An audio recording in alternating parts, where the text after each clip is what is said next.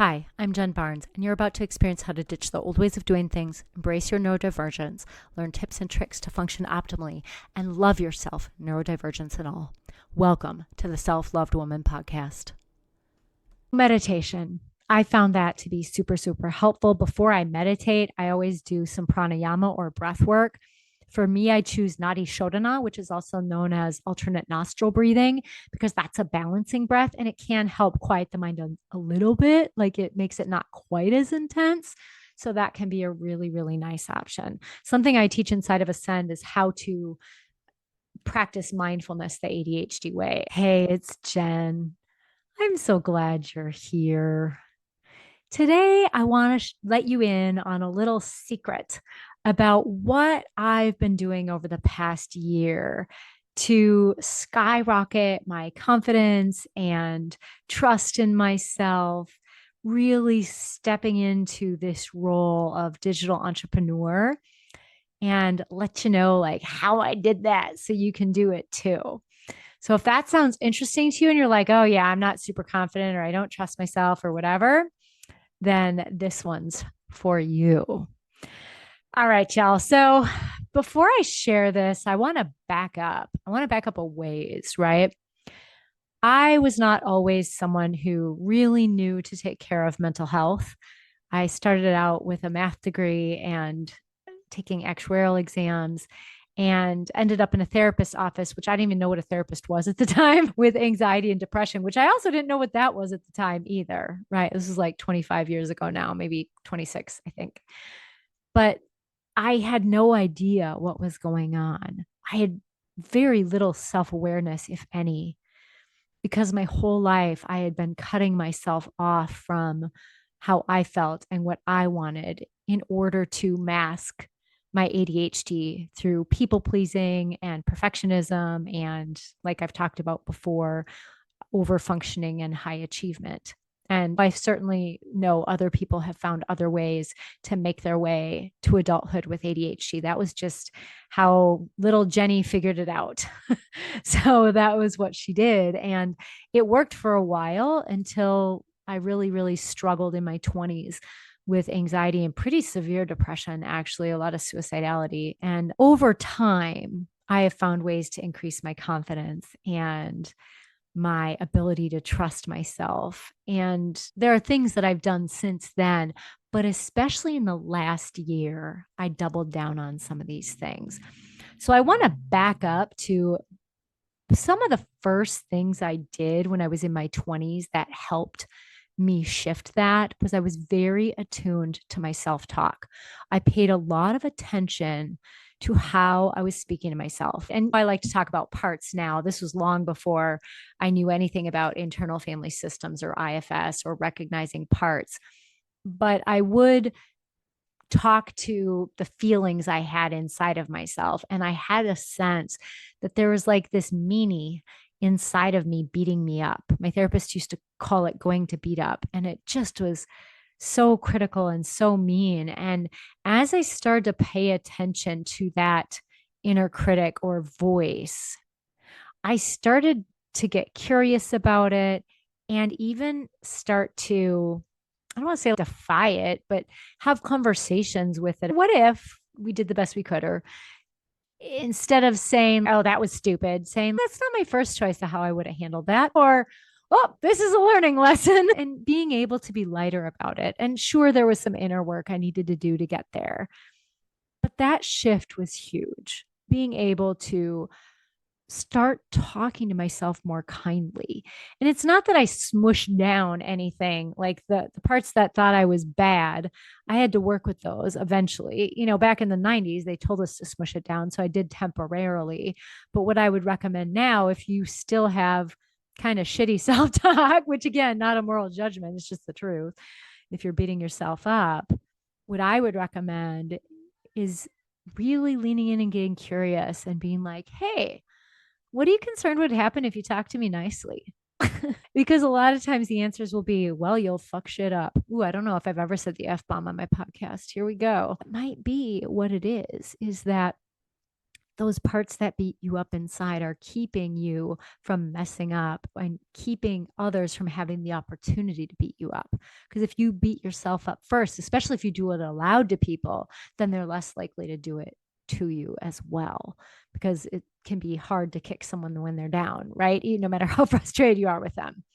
Not that people don't do that, but people are less likely to kick you when you're down if you're already super down on yourself. And so a lot of times we learn to do that. So one of the first things that helped me improve my confidence was to stop beating myself up for everything, but especially for mistakes or things that didn't go as intended. And I talked in our last episode about that, like, failure isn't failure. Mistakes are just learning opportunities. And I actually believe that. I really, really believe that that narrative about failure being that you failed and you're bad is just completely unuseful, especially when you consider Carol Dweck's work on the fixed versus growth mindset, right? She's written a whole book about having the fixed mindset, which is you believe you have it or you don't. And so then failure means you don't have it. So you, at all costs, you avoid admitting you failed.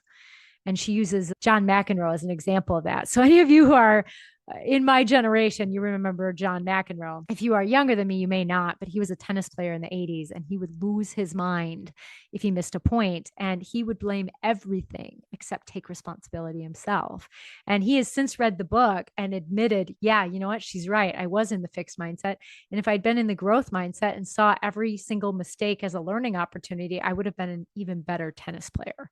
And he was a pretty amazing tennis player as it was. She also talks about the growth mindset, talking about people who were even, some might say, more successful in their craft than John McEnroe was, because they were able to look at mistakes and things that didn't go as intended and practice a new way of doing it. People like Michael Jordan and Tiger Woods.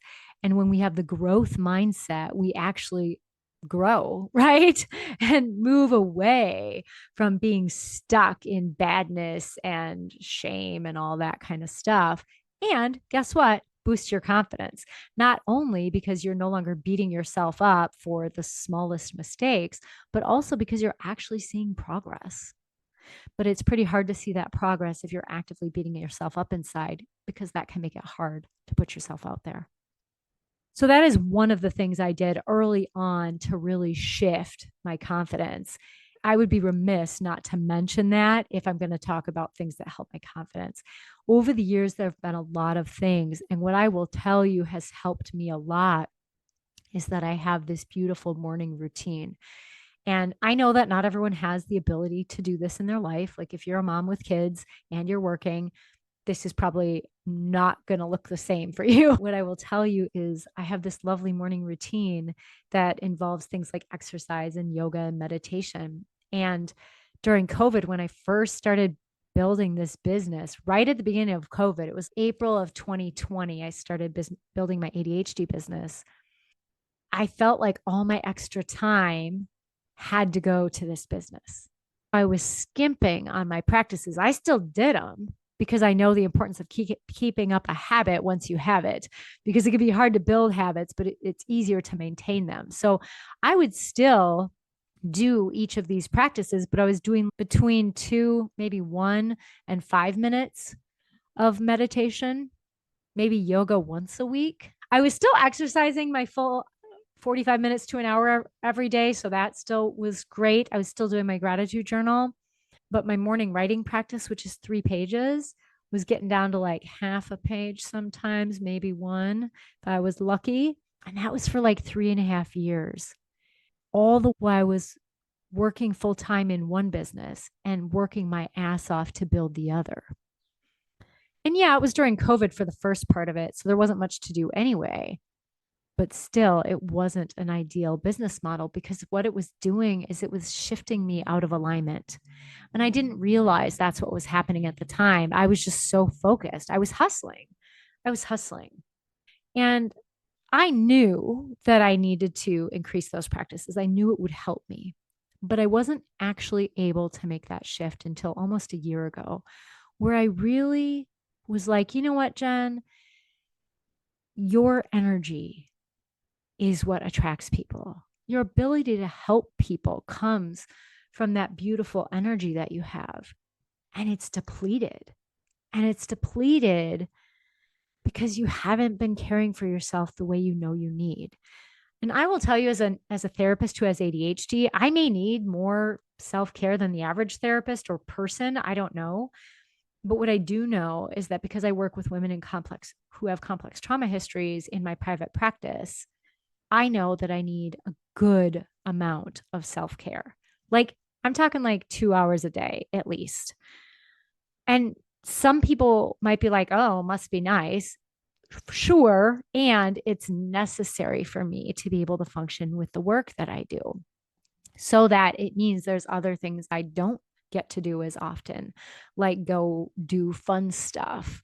Like tonight, I'm going to a Twins game. So I'm super excited, but it was rare before that I was getting out and doing those kind of fun things. So in the last year, there's some things that I re-upped or increased, but there's also some things I stopped. So before I get into the practices of the morning routine and what is so helpful about it, I want to talk about the things that I stopped. What I noticed is there were things that were draining my energy. They were energy suckers. And I noticed it for a while, not just in the last year when I stopped, but I didn't know how to stop before then. These were things like binging Netflix or Freevee or whatever it was at the time, scrolling social media like a lot while I was watching said TV. And for some people, maybe watching 6 episodes is binging. For me, watching more than one is a binge because that's not a way I want to spend my time. I'd rather spend my time reading. And so I tried several ways to get myself to not watch so much TV because for me, at the end of my life, I don't want to be like, dang, I watched a lot of really good TV in this lifetime. That was rock star lifetime right there. And I'm not shaming anyone. Like, if you love TV, I'm not saying you can't. It's just not what I want to do. And so for me, it was important that I stopped this habit that I view as negative for me in my life. And so I tried lots of things. I tried timers. I tried uh what did I there was something I tried before hiding my remotes. I can't remember what it was, but then I tried hiding my remotes. Then I tried hiding my remotes in such an inconvenient place that I'd have to get a step stool out and move things out of my cupboard to be able to reach where it was. And eventually I broke through it all. I was like, oh, yeah, it would work for a while. And then I would eventually get to it and be like, it's okay. I was just going to watch one episode. But one turned into two. What I ended up doing is unplugging my TV and knock on wood. I mean, hopefully it sticks because sometimes when I talk about these things, all of a sudden the universe is like, are you really doing good with this, Jen? Let's test it. So pray for me. But in all seriousness, unplugging my TV was what I needed to do because for me to watch TV again, I would have to reset up Comcast because I actually not only unplugged my TV, I unplugged my Comcast box. So, like, for me to have to set that all up again is a ginormous pain in the behind. And there's no way I'm going to do that. It's just no way. So, that's what it took for me to take that out of my life and create space for what I do want. The other thing I started doing was using Screen Zen. It's an app on your phone to really limit my ability to be on social media. And I got to tell you, that app is amazing. It creates all kinds of friction or barriers to accessing your social media accounts. Like it makes it a huge pain in the ass. So then you get to, it stops you along the way and go, do I really want to do this? Because there's so many points of decision that you're able to catch yourself before you're just randomly opening it. And it's helped me so much. I still go on social media, especially for my business and to interact with people like you who might be on my Instagram account, but I'm not on it as much as I was. So Screen Zen really, really helped. I also stopped getting into conversations that were not meaningful for me. And that doesn't mean I was like, oh, your conversation's not meaningful. I'm exiting now. Bye bye. But sure, I still am friendly to the people at the grocery store and things like that. It's just that I'm more intentional about the conversations I have when I'm out in public, who I'm interacting with, how I'm interacting with them, why I'm interacting with them. Not that I'm not relaxed and having fun, but I just am trying to surround myself with positive people who are doing things like what I'm trying to do in the world. And it's made a huge difference. So those are the things I shifted or stopped doing, shifted out of or stopped doing to be able to make this big shift in my energy, in my confidence, in my frequency. I don't know if I started with this. This was the whole reason I'm thinking about this. So I may have to jump back. The whole reason I'm thinking about this is I was on a call in a program I'm in, and I hadn't seen one of the people on for a while, or I hadn't spoken while she was on, and I got on to ask a question, and she actually asked if she could comment something to me. I was like, sure. She's like, my gosh, what did you do? You're so much more confident, sure of yourself, and clear than you were before. Your energy is so much more aligned. And that's why I'm sharing this, because it's clear from the outside. I feel it inside, but I want to share how I got there because I know people are seeing and feeling it on the outside too. Okay, so those are the things I stopped doing to get here. What I maybe not started doing, but really stepped back into more fully over the past year were these morning practices that I have. I start out every morning with a gratitude journal. It's the first thing I do when I get up in the morning. And I don't just put things in there. I mean, I was for some of COVID because I was so tired. It was more going through the motions. But a lot of times when I'm jotting something down in my gratitude journal app, which is like bullet points, they're numbered, I think. Anyway, whatever. I actually connect with the thing that I'm feeling grateful for. I feel the gratitude in my body. I feel the energy of what it's like to have that in my life and feel that appreciation on a deep level as I write each of those things. And that is amazing, both in the sense that we know gratitude, practicing gratitude decreases depression, increases happiness, it helps with sleep. There's all kind, I think it decreases inflammation, if I remember correctly. There's all kinds of amazing things practice of gratitude can do. But when you practice it like that, with that felt sense of appreciation, you're actually increasing your ability to manifest. You are signaling to the universe, I love this, bring more. Thank you, bring more.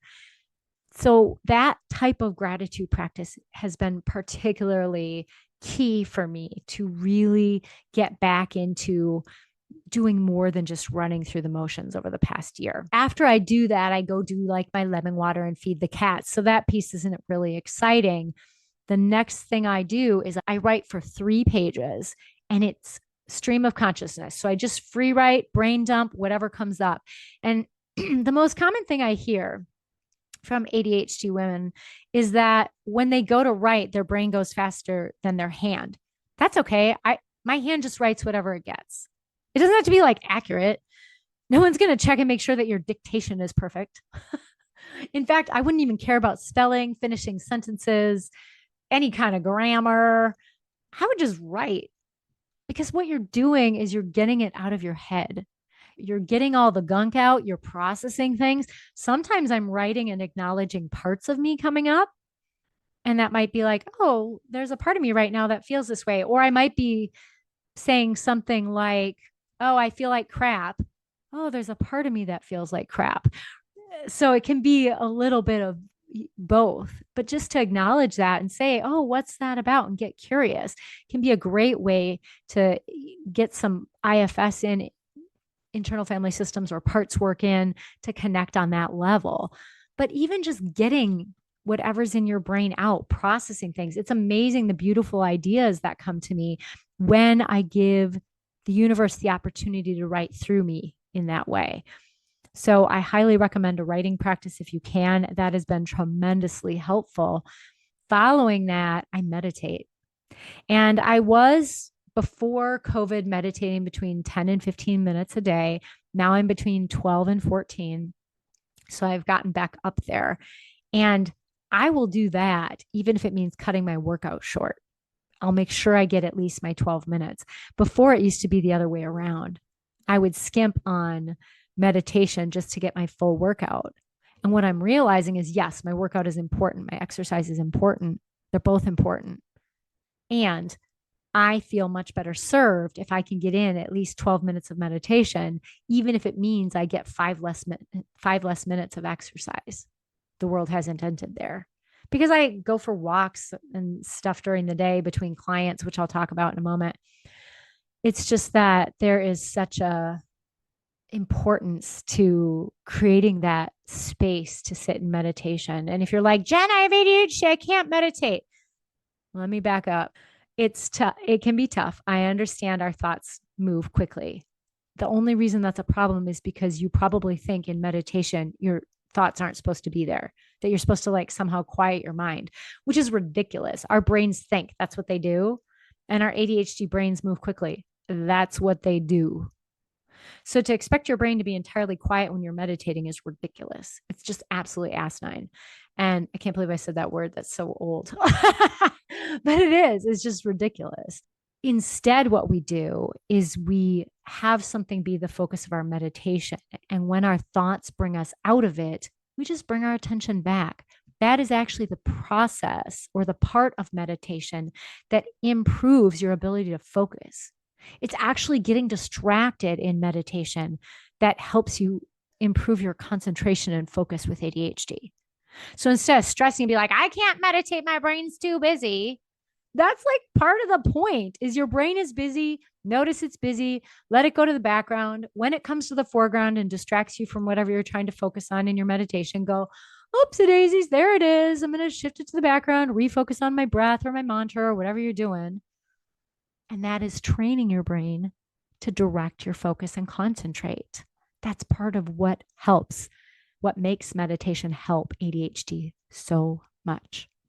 And if you're like, I can't do seated meditation, do some yoga, do some Qigong, do some Tai Chi, go for a mindful walk where you're not also on your phone. Nothing against phones per se, but they can be a ginormous distractor from living more of a grounded, authentic life. So I think it's something worth thinking about. So, meditation, I found that to be super, super helpful. Before I meditate, I always do some pranayama or breath work. For me, I choose nadi shodhana, which is also known as alternate nostril breathing, because that's a balancing breath and it can help quiet the mind a little bit. Like it makes it not quite as intense. So that can be a really, really nice option. Something I teach inside of Ascend is how to practice mindfulness the ADHD way. And it really does make a difference. It makes a huge difference. So there is a way to do it. And I want you to know that. After I meditate, since January, I've been doing this vision activity that my teacher talked about in his mentorship program. And it has been amazing. It's a vision for my business and my life. And it's a certain practice and with music. And I've done it every single day, almost every single day. I've missed a couple here and there, but not really more than a few. And it has been tremendously powerful doing that because I'm clear on what I want and I'm drawing it to me and I'm trusting that it's coming my way. So really making sure that's in there. That's been in there the whole time because I only started it in January. So that's newer. But that's one of the things that's increased my confidence and trust in myself because I'm seeing these things start to come to me already. And it's amazing. After that, I do an oracle deck reading. I have these beautiful, like it's an energy deck. I think it's by Sandra Brown. And they're these beautiful, like angels and someone I know is like, yeah, and the men are sexy. I'm like, I don't know. I mean, maybe like, but they're really pretty pictures and they each represent different things. And so I do a little card reading for myself every morning. I do a card pull asking spirit what guidance it has for me that day. And I found that really, really helpful for continuing to build my intuition and be able to see what's going on around me and respond to that. As part of that, I've also been doing a course on improving your connection with your intuition and reading a book about it. So that's helped too. I mean, that's there for sure is being able to trust yourself is trusting your intuition. That's another piece of it, but that's a conversation for a whole other time. So building your ability to trust your intuition can help. And I find those Oracle deck card pulls are a really nice, easy way to do it. You can get them all over. You can get a bunch on Amazon. There's like all kinds. There's ones with animals and probably one with insects, all kinds of them. You can certainly do tarot. I don't know how to do tarot, but the energy Oracle decks are a lot easier to navigate if you've never done anything like that. After that, after I finish getting ready, and then I go exercise, and I usually do exercise that is fun and empowering for me, which almost always involves some kind of dance, usually Zumba or bar. I do have some strength training days because that's important. Strength training is really, really important as we age, especially to have longevity and mobility. So if you aren't having, it helps you maintain your weight better too, especially as you age. So strength training is really important, especially as you're hitting perimenopause. Of course, only exercising as your doctor recommends, be clear.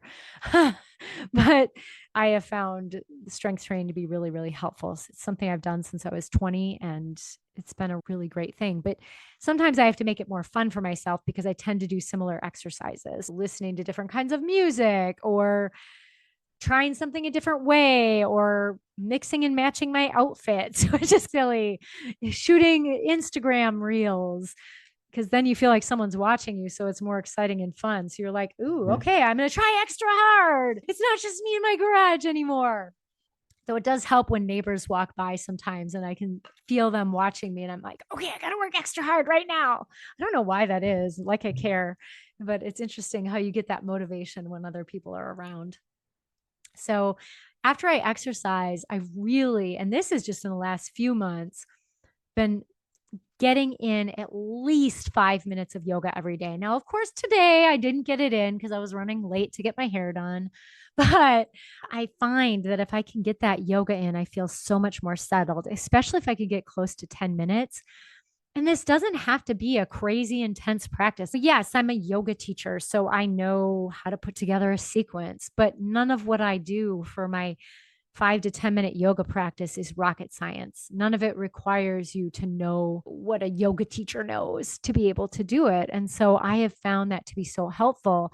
And I will tell you that I always make sure to include Shavasana because there's something about lying on the ground like that, flat, that is just so settling in a way that not much else is. At least for me, I can tell you that. I know sometimes with complex trauma, Shavasana or rest can feel kind of uncomfortable. So you may find a different way. You can choose a different way that helps you feel more settled or grounded. It might be stomping your feet into the ground and feeling the earth beneath you, but whatever it is, that's it. The other practice I've really worked on getting more in, I'm not doing it as well as I did when I lived in Colorado Springs. When I was in Colorado Springs, between every single client, I would go for a walk around the block. My office had a very short block and it took about 4 minutes and I could walk around it. During the spring, I would stop and smell the lilacs and I would look at the trees. It was so fun. And in the winter, it was pretty mild there. So it wasn't as much of a deterrent as it can be in Minnesota. And during COVID, I actually was pretty good about going for walks between clients because it was an opportunity to get out of the house. So I'd put on my boots and my parka and in the winter and go out. And in the summer, it was gorgeous. And I got to pet dogs. People sometimes will let you pet their dog and sometimes not because no one knew how it would spread back then. So it was iffy, the whole thing. But anyway, once COVID was done and I got back into my office, I don't know what happened, but I stopped going for my walks between clients as often. Well, I know what happened. I was hustling. I was hustling. I was like, oh, I just need to do this email real quick, or I just need to do this real quick. And as with ADHD, nothing is real quick. And I would have been so much better served and have been better served since and was before by taking that 4 or 5 minutes and going for a walk around the block. That has helped tremendously. That helps confidence, but it just even helps just your general sense of groundedness because you're out in the world, outside, outdoors with trees and flowers and birds and squirrels and dogs. Who doesn't love to be around dogs? And that in and of itself was a big shift. Now, I might be thinking, wow, Jen, that's all amazing. There's no way I could do this for myself. You're very disciplined. And you heard me talk about in a recent podcast that there's no such thing as discipline. I look like I'm disciplined from the outside, but each of these habits was built one at a time, very slowly over time, with the exception of exercise, kind of. Well, even that was built slowly. I started by just running around Coma Lake, which, if you're from the Twin Cities in Minnesota, is 1.6 miles or 1.54, depending on which way around you go. If you go the little extra bit there up the hill. But I started doing that, and that didn't take very long, like 20 minutes. And then in college, I went up to running for half an hour. And eventually I got up to running 6 miles a day in college and all the way through my 20s. And in addition to teaching group fitness and doing those kind of things and lifting weights. And so even my exercise practices built up slowly over time, as did my gratitude practice. Meditation, I would meditate for 1 minute because at first it felt overwhelming. So I would do 1 minute and the little dinger would go off and I was like, yay, I did it. And I celebrated it because I was excited. I did something new. So remember, comparison is the thief of joy. It's not about comparing your brand new 1 minute to someone else's 30 minutes. It's about celebrating that you did it. So if you're wanting to try some of these things, I recommend picking one that you think will give you personally the biggest bang for your buck right now and giving it a go. Starting slowly, not shaming yourself when you miss. And if I can recommend having a better than nothing goal that you do every day, no matter what. Now, granted, I did my better than nothing goal for about 3.5 years, the first 3.5 years of this business. And that didn't really work great for me to do that long, but it can be great to be intermittently there as a backup. But then you try and do a little bit more. All right, that's what I got for you today on how I like 10x'd my confidence in the last year as I returned to those practices and got rid of stuff that was sucking the life out of me. So I hope you found this helpful. And if you did, and you think someone who might, I would love it if you would share the Self Love Woman Way podcast and be sure to follow. Take care.